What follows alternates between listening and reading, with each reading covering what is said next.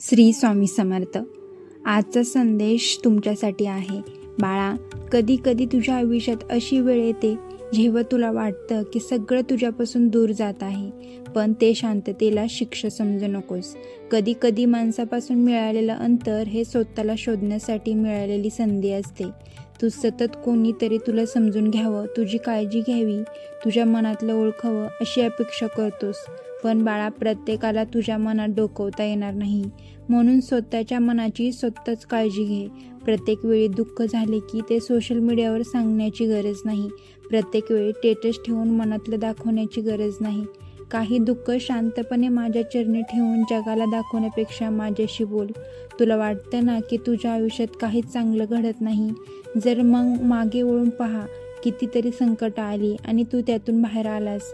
कितीतरी रात्री अश्रूमध्ये गेल्या पण सकाळ पुन्हा झाली. कितीतरी वेळा तुला वाटलं होतं की आता काहीच होणार नाही, तरी आज तू इथे आहेस.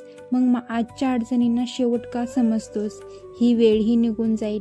बाळा, प्रत्येक गोष्ट लगेच मिळाली पाहिजे असं नाही. आजच्या जगाला सगळं पटकन हवं आहे. लगेच यश, लगेच पैसा, लगेच प्रसिद्धी, लगेच उत्तर. पण आयुष्यातील खऱ्या गोष्टींना वेळ लागतो. विश्वास तयार व्हायला वेळ लागतो. नातं मजबूत व्हायला वेळ लागतो. स्वप्न पूर्ण व्हायला वेळ लागतो आणि स्वतःला घडवण्यालाही वेळ लागतो. म्हणून स्वतःच्या प्रवासाला घाई करू नकोस. दुसऱ्याचं आयुष्य पाहून स्वतःचा वेग ठरवू नकोस.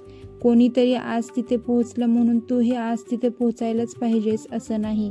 तुझी वेळ वेगळी आहे, तुझा मार्ग वेगळा आहे, तुझी परीक्षा वेगळी आहे आणि तुझं फळही वेगळं आहे. बाळा, काही नाती टिकवण्यासाठी तू स्वतःला खूप बदलतोस. समोरच्याला काय आवडेल, काय आवडणार नाही याचा विचार करत राहतोस, पण स्वतःचं मन मात्र रोज दुखवत राहतोस. हे करू नकोस. प्रेम कर, नाती जप, पण स्वतःचा आत्मसन्मान गमावून नाही. जिथे तुझी किंमत नाही तिथे स्वतःला सिद्ध करत बसू नकोस. ज्याला तुझं मन समजत नाही त्याच्यासमोर तुझं प्रत्येक दुःख उघड करण्याची गरज नाही. काही दारं बंद झाली तर त्याच्यावर पुन्हा पुन्हा टकटक करून कदाचित मीच तुला दुसऱ्या दाराकडे घेऊन जात असेन. तुला जे गमावलं त्याचाच विचार करत राहिलास तर तुझ्यासमोर उभं असलेलं नवीन आयुष्य तुला दिसणार नाही. म्हणून बाळा, मागे वळून पाहणं कमी कर आणि पुढे चालणं सुरू कर. आजपासून स्वतःशी एक वचन कर. मी माझ्या मनाला विनाकारण त्रास देणार नाही. मी प्रत्येक गोष्टीचा नकारात्मक अर्थ काढणार नाही.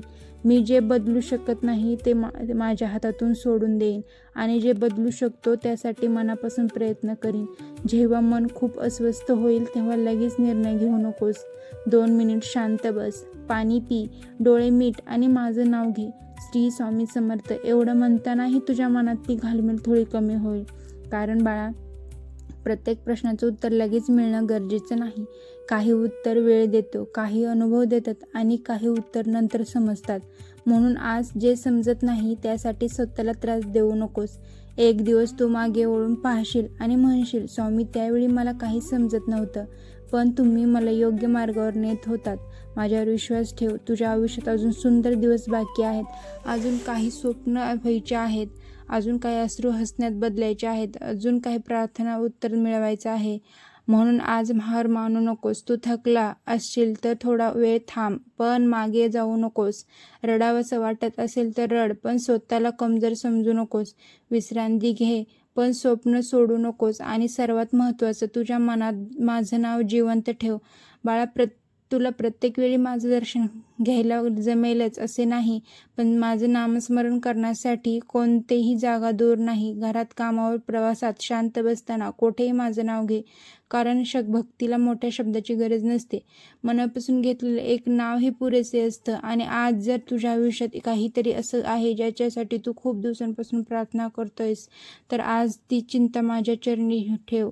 मनात म्हण, स्वामी, मला माझ्या इच्छेपेक्षा माझ्यासाठी योग्य आहे ते द्या. ही भावना ठेवलीस ना तर मनावरचा भार हलका होईल.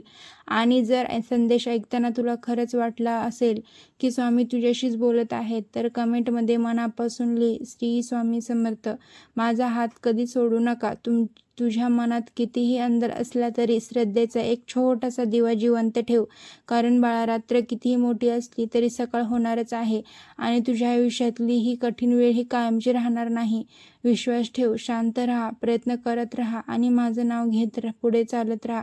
मी तुझ्या पाठीशी आहे. श्री स्वामी समर्थ.